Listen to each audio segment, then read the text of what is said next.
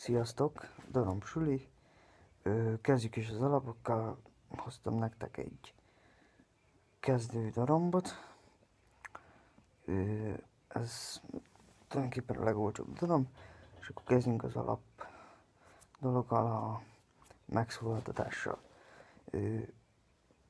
Ezt a két részt itt, ahol éles, kell a fognak nyomni, és úgy kitártani, hogy a rugó el tudjon mozogni a két fog között.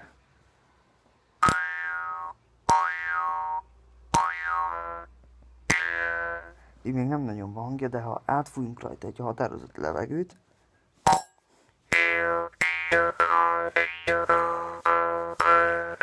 akkor mindjárt lesz hangja.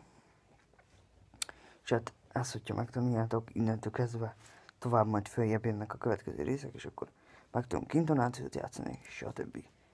Gyakoroljatok sokat, játszatok, sziasztok!